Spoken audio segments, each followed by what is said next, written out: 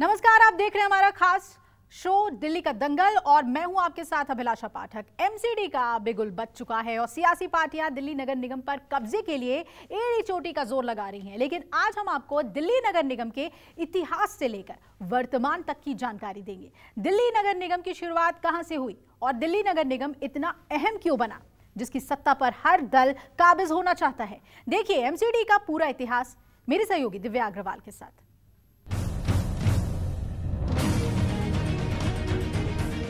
नगर निगम में काफ़ी शक्तियाँ थी, आपसी तालमेल था सब पार्टियों का, वो भी बहुत अच्छा था।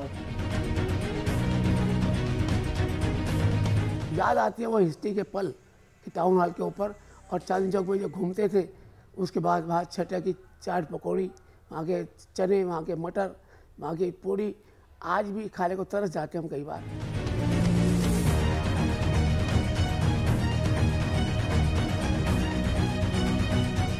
दिल्ली का कोई भी काम अगर कराना पड़ता था तो कॉर्पोरेटर करवा सकता था, ना तो मेट्रोपॉलिटन काउंसिल का मेंबर करवा पाता था, ना एमपी का मेंबर करवा पाता था।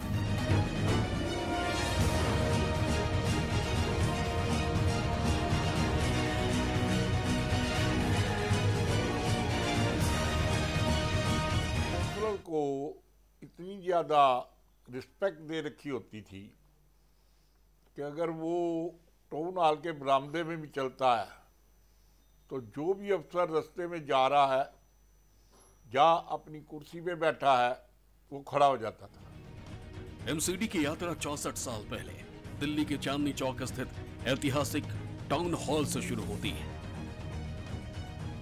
तब दिल्ली के दिल में स्थित 150 साल से अधिक पुराना टाउन हॉल नगर निकाय की सत्ता का केंद्र हुआ करता था। निगम पार्षद टाउन हॉल की गैलरी में घूमा करते थे तो अधिकारी भी उन्हें सैल्यूट करते थे। निगम पार्षदों को सिटी फादर भी कहा जाता था। टाउन हॉल की ये शानदार बिल्डिंग और ऐतिहासिक इमारत अपने आप में ये बताने के लिए काफ़ी है कि एमसीडी कितनी पुरानी थी। 1860 में टाउन हॉल बना और 1866 में इसका कंस्ट्रक्शन पूरा हुआ। म्यूनिसिपल कॉरपोरेशन के इंजीनियर ने ही इस टाउन हॉल को बनाया। पीले और सफ़ेद रंग का पत्थर और ऐसी नक्काशी कि चांदनी चौक ही नहीं, दिल्ली ही नहीं, पूरे भारत के लोग इस नक्काशी को देख के मंत्रमुग्ध हो जाते थे। ऐसा था टाउन हॉल और टाउन हॉल में सबसे पहले काबिज हुई थी एमसीडी यानी municipal corporation of Delhi, Delhi नगर निगम। और ये बिल्डिंग इतनी पुरानी है और इसी से अंदाज़ा लगाया जा सकता है कि दिल्ली नगर निगम कितनी पुरानी थी। एक वक्त था जब टाउन हॉल की एक अलग शान हुआ करती थी। टाउन हॉल की खूबसूरती अलग थी। गलियारे से चुने हुए प्रतिनिधि निकलते थे, बीच में फव्वारा था। जरा आप देखिए दिल्ली 6 की खूबसूरती, जहां था दिल्ली नगर निगम का पहला पता टाउन हॉल और ये है दिल्ली 6। और आखिर कैसे इतना अपनापन उन नेताओं में बना रहता था। बात करें शांति देसाई की, बात करें साहिब सिंह वर्मा की, जयप्रकाश अग्रवाल की, दीपचंद की, जब वो एमसीडी के सदन में मुद्दों को उठाते थे, मुद्दों पर चर्चा करते थे तो मतभेद जरूर होते थे लेकिन मनभेद नहीं होते थे। और क्या होता था कि वो टाउन हॉल से बाहर निकल के आ जाते थे सीधा चाट पकौड़ी खाने या नटराज के ये दही भल्ले खाने। जब इन दही भल्लों का स्वाद चखते थे तो आपस में मतभेद भी होते थे, विचारधारा की लड़ाई भी होती थी, लेकिन मनभेद नहीं होते थे। और यही खूबसूरती थी दिल्ली नगर निगम की और उस वक्त के नेताओं की। दिल्ली नगर निगम के पार्षद और मेयर की क्या पावर होती थी, ये जानने के लिए हमने नगर निगम के कुछ वरिष्ठ नेताओं से बात की तो उन्होंने इतिहास के पन्नों से कुछ रोचक जानकारियां दी। और ऐसा भी मौका आया कि जब किसी एमपी को काम वाम करवाना पड़ता था तो टेलीफोन करके, भाई साहब ज़रा वो एक हमारा काम करवा देना, ये नंबर है, मेरी बहन वहाँ रहती है, सड़क टूटी है, उसको ज़रा बनवाना है।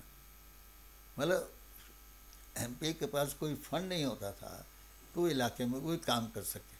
यही पोजीशन मेट्रोपॉलिटन मेंबर की थी। भाई कि एक बार जब मैं मेट्रो में था तो किसी ने मुझे क्वेश्चन किया, आपको क्या पसंद है? मुझे कॉर्पोरेशन। 100 काउंसलर हुआ करते थे और 6 एडरमैन होते थे, सारी दिल्ली को जो रन करते थे। लेकिन काउंसलर को इतनी ज़्यादा रिस्पेक्ट दे रखी होती थी कि अगर वो टाउन हॉल के बरामदे में भी चलता है तो जो भी अफसर रास्ते में जा रहा है, जहाँ अपनी कुर्सी पे बैठा है, वो खड़ा हो जाता था। एक प्रिविलेज था कारपोरेशन के काउंसलर को तब, जो अब खत्म हो गया है। दिल्ली नगर निगम देश ही नहीं बल्कि दुनिया की सबसे बड़ी नगर पालिका संगठन है। दिल्ली नगर निगम तकरीबन 1.5 करोड़ लोगों को नागरिक सेवाएं प्रदान करता है। 2011 में दिल्ली में कांग्रेस की सरकार थी और शीला दीक्षित मुख्यमंत्री थी। उस समय दिल्ली नगर निगम को 3 हिस्सों में विभाजित किया गया: दक्षिणी दिल्ली नगर निगम, पूर्वी दिल्ली नगर निगम और पश्चिमी दिल्ली नगर निगम। तर्क था कि 3 हिस्सों में बंटने से ये व्यवस्थित हो जाएगी। जब निगम पार्षद टाउन हॉल के इस गलियारे से गुजरते थे तो मंत्री और नेता भी उन्हें सैल्यूट करते थे। निगम पार्षद इतना पावरफुल होता था कि उसे दिल्ली का सिटी फादर भी कहा जाता था। जब देश विदेश से फॉरेन डेलीगेट्स भारत आते थे घूमने तो प्रधानमंत्री के बाद दिल्ली का मेयर उन्हें एयरपोर्ट पे रिसीव करने जाता था। यानी ये ताकत थी दिल्ली नगर निगम की। उसका पार्षद ही सबसे ज्यादा पावरफुल होता था। यहाँ तक कि अगर एमपी और मंत्री को भी सड़क बनवानी होती थी तो वो निगम पार्षद को फोन करता था। और आपस में सौहार्द और व्यवहारिकता इतनी कि राजनीतिक पार्टी चाहे कोई भी हो, लेकिन लोग निगम पार्षद को मानते थे, जानते थे और उसके घर में मेला लगा रहता था। ऐसा था दिल्ली नगर निगम।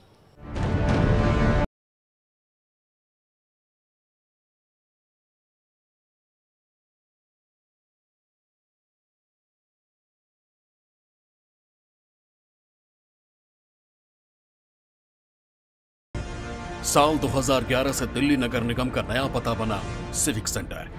गगनचुंबी इमारत जो 28 मंजिला है। 1958 में एमसीडी में पार्षदों की संख्या 80 थी। इसके बाद बढ़कर 134 और 2007 में यह संख्या 272 तक पहुंच गई। उत्तरी दिल्ली नगर निगम और दक्षिणी दिल्ली नगर निगम में 104, वहीं पूर्वी दिल्ली में 64 वार्ड पर चुनाव हुए और तीनों ही जगह मेयर अलग अलग चुने गए। इसी साल मई में केंद्र सरकार ने तीनों एमसीडी को मिलाकर एक कर दिया। मतलब अब दिल्ली में 3 की जगह केवल 1 मेयर होगा। पहले के मुकाबले इनकी शक्तियां ज्यादा होंगी। अब एक ही मेयर पूरे दिल्ली की जिम्मेदारी संभालेगा। दिल्ली नगर निगम में 272 वार्ड हुए हैं। पहले 272 वार्ड में बहुत खामियां रही। ईस्ट दिल्ली में कर्मचारियों के लिए तनख्वाह की परेशानियां रही हैं। नगर निगम उत्तर भी कमज़ोर रहा। सिर्फ एक साउथ दिल्ली जो कॉरपोरेशन थी वो एक मजबूत रही, फाइनेंशियली भी उनके संसाधन भी अच्छे रहे। यही नहीं, परिसीमन बदलने के साथ साथ वार्डों की संख्या भी कम कर दी गई। पहले उत्तरी और दक्षिणी दिल्ली में 104 पार्षदों की सीटें थी, जबकि पूर्वी दिल्ली में 64 सीटें हुआ करती थी। इस तरह से पहले नगर निगम की कुल 272 सीटें थी, जो अब घटकर 250 रह गई हैं। सबसे हाईएस्ट जो परसेंटेज कंप्यूटर निकालता है वो दिल्ली की सीट है करोल बाग की।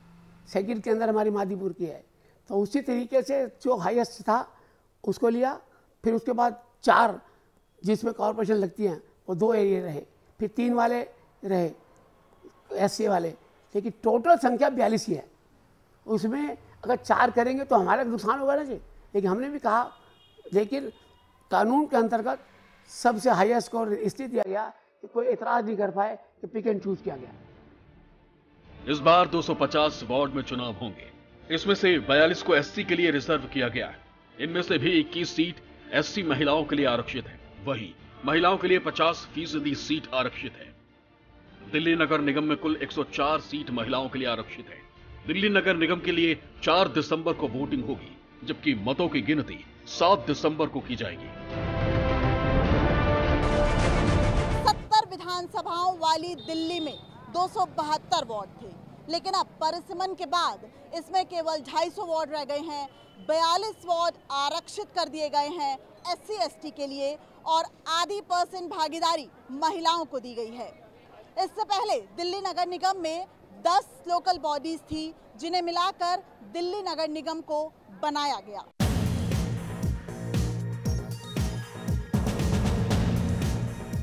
एक वक्त था जब MCD दिल्ली का बॉस होती थी और दिल्ली की तमाम शक्तियां MCD के पास थी। लेकिन MCD के बाद जब दिल्ली सरकार का गठन हुआ तो शक्तियां विभाजित हो गईं, जिसकी वजह से MCD और दिल्ली सरकार में खींचतान बढ़ गई, जो आज अपने चरम पर है। नगर निगम और दिल्ली में अलग पार्टियों की सत्ता होने से यह स्थिति और ज्यादा गंभीर हो गई। करोड़ों का बजट भी है, बहुत सी शक्तियां भी हैं और ये एक बड़ी वजह है कि दिल्ली नगर निगम पर हर राजनीतिक पार्टी दिल्ली की काबिज होना चाहती है। जरा देखिए, दिल्ली नगर निगम का जो मुख्यालय है सिविक सेंटर, वहां से ये पूरी दिल्ली कितनी सुंदर दिखाई देती है। दिल्ली सरकार से पर्याप्त फंड न मिलने और निगमों की खराब आर्थिक हालत को देखते हुए केंद्र सरकार ने 9 मार्च 2022 को उपराज्यपाल को पत्र भेजकर दिल्ली के निगम को एक करने की बात कही। इसके बाद केंद्र 22 मार्च 2022 को प्रधानमंत्री नरेंद्र मोदी की अध्यक्षता में हुई केंद्रीय कैबिनेट ने तीनों निगम के एकीकरण के लिए दिल्ली नगर निगम संशोधक विधेयक 2022 को मंजूरी दे दी। 30 मार्च को लोकसभा में इस बिल को पारित कर दिया गया, जबकि 5 अप्रैल को राज्यसभा में भी पारित कर दिया गया। 18 अप्रैल को इस बिल को राष्ट्रपति रामनाथ कोविंद ने मंजूरी दे दी। इस संशोधन में सरकार का अर्थ केंद्र सरकार कर दिया गया। इससे निगम से जुड़े फैसले लेने की सारी शक्तियां केंद्र सरकार के पास चली गई। 18 मई को केंद्रीय गृह मंत्रालय ने आदेश जारी कर कहा कि 22 मई से संशोधित एक्ट लागू हो जाएगा। 20 मई को विशेष अधिकारी के तौर पर 1992 बैच के IAS अश्विनी कुमार को बतौर विशेष अधिकारी नियुक्त किया गया और 1998 बैच के IAS ज्ञानेश भारती को एकीकृत निगम का आयुक्त नियुक्त किया गया। नगर निगम और राज्य सरकार के बीच खींचतान और पर्याप्त फंड न मिलने और निगमों के खराब आर्थिक हालात को देखते हुए केंद्र सरकार ने 9 मार्च 2022 को उपराज्यपाल को पत्र भेजा, तीनों नगर निगमों को एक करने की मांग की। इसके बाद 22 मार्च 2022 को प्रधानमंत्री नरेंद्र मोदी की अध्यक्षता में हुई केंद्रीय कैबिनेट ने निगमों के एकीकरण के लिए दिल्ली नगर निगम संशोधन विधेयक 2022 को मंजूरी दे दी। इस संशोधन में सरकार का अर्थ केंद्र सरकार कर दिया गया। इससे निगम से जुड़े फैसले लेने की सारी शक्तियां केंद्र सरकार के पास चली गई। MCD का बजट करीब 15,000 करोड़ से ज्यादा है। ऐसे में आपको ये जान लेना भी जरूरी है कि आखिर नगर निगम का काम क्या है और दिल्ली की जनता के लिए उसकी क्या जिम्मेदारी है। Street light, primary school, property और professional tax collection, toll tax collection system, शमशान, जन्म और मृत्यु प्रमाण पत्र, डिस्पेंसरीज, ड्रेनेज सिस्टम, बाजारों की देखरेख। हालांकि कुछ ऐसे भी मुद्दे हैं जिनकी जिम्मेदारी MCD और दिल्ली सरकार मिलकर निभाती है, उन्हें भी जान लेना जरूरी है।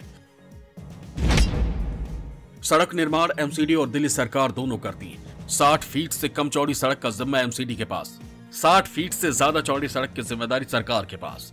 प्राइमरी स्कूल MCD के पास है, हायर स्कूल का जिम्मा दिल्ली सरकार के पास। कई डिस्पेंसरी की जिम्मेदारी MCD के पास, बड़े हॉस्पिटल की जिम्मेदारी दिल्ली सरकार के पास।